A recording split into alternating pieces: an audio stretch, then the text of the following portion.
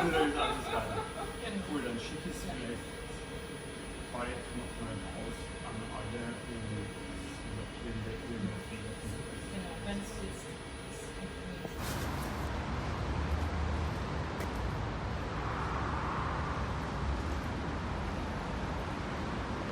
Hello, Alejo.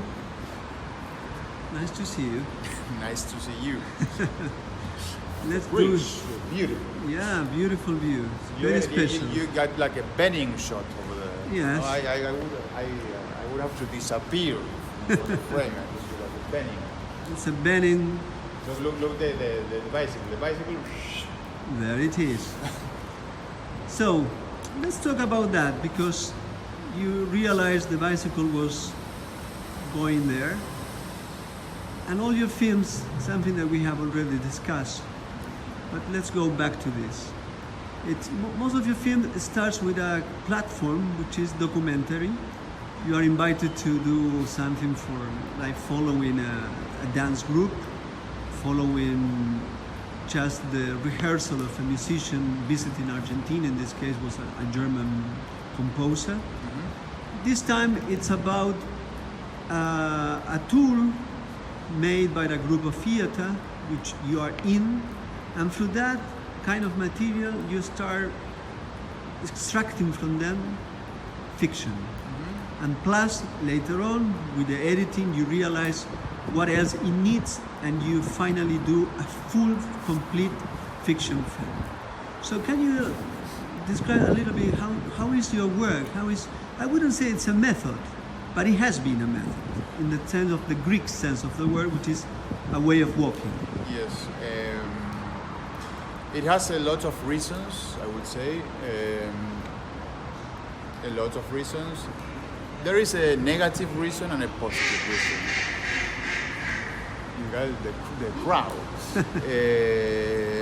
There's a negative reason which involves a belief I have in fiction and mostly respectful with fiction, and I belong to fiction somehow.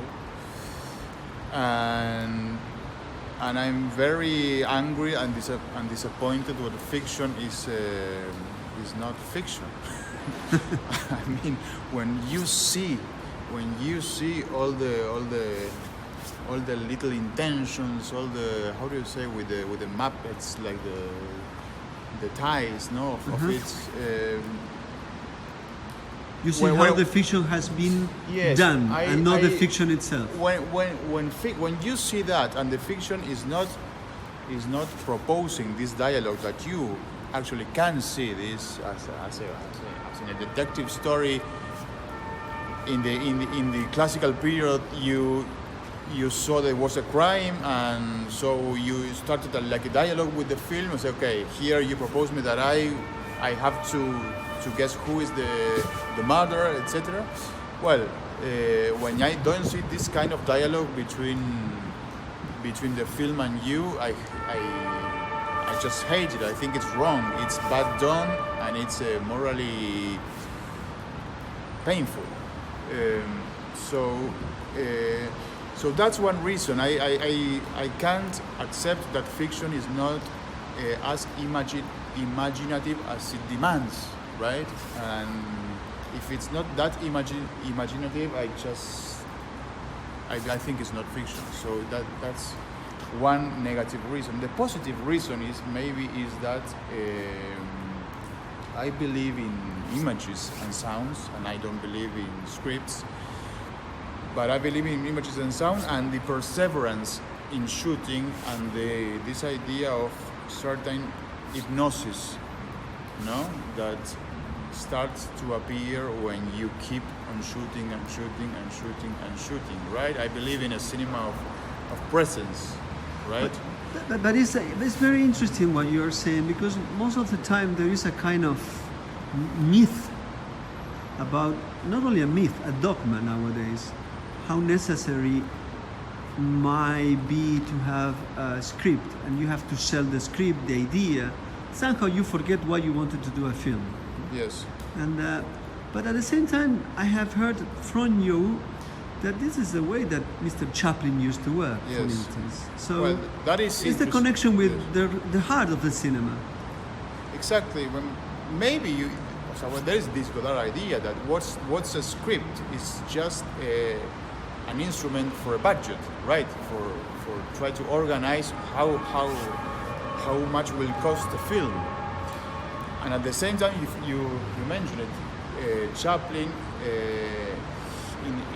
in the beginning, in The Mutual, for example, in his short films, he didn't work at all with a script. He worked with a studio, with his crew, with his company of actors and actresses, and they had no idea at all what will happen. They just had this bridge, they just had this river, they just have that little boat, right? And they started to rehearse, to shoot, and the rehearsing and the shooting moment was the same, right? And that is fiction. That is exactly fiction. That's the way images are produced, right? So this fear of writing a script and like make images like very a priori, let's say, I don't. Maybe one day I will be able to do it again because I have done it. Castro. Castro, for example, yes. But it's a way to create images and to understand that behind those images there is a fiction. No, as Godard quotes, no, behind documentary there is fiction, and behind fiction there is documentary. It's like, well, it's the same. It's the kind of thing of thinking.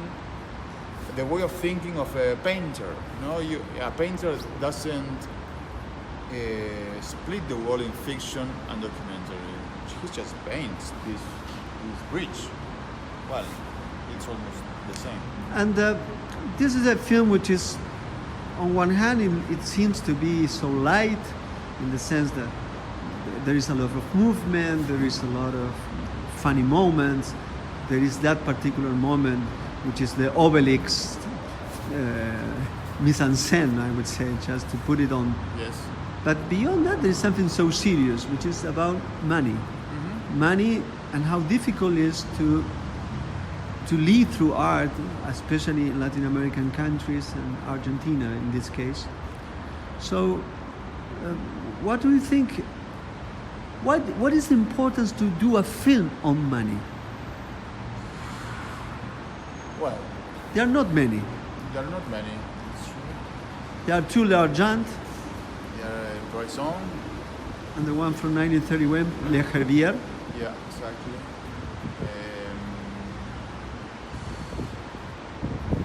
Money is a problem for everybody. No? That's it. And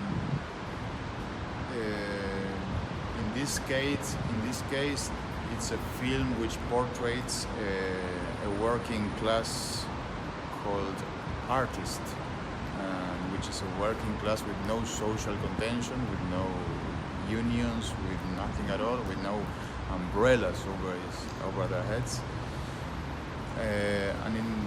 So it's a film that starts from an anthropological point of view, and actually one of the main problems of an artist in Argentina, for example, is money. No, artists in Argentina works 2 or 3 times more than a regular citizen. No? He works for his living, he works for his art, and he works to get money for his art. It's crazy, but it's the way it is. And this sort of obviously this sort of taboo with money was funny for us, and the character of Gabriel Obelix, Gabriel Chojnik, he's not that different in his obsession with money, because he's obsessed with money because he has this real problem. He's a 60-year person, artist, composer, which still have problems with money. And well, everyone has problems. Schubert had problems with money. Everyone had problems with money. If you read the last letter from Schubert, he's always talking about money. There's a very nice letter that Schubert writes to the I don't know how to say it, to a la corte. To the main court. Exactly, asking for a job. So it's a regular. These are regular words, and it's a regular sense of humor, and well, so in that case, the film is almost sincere and cathartic.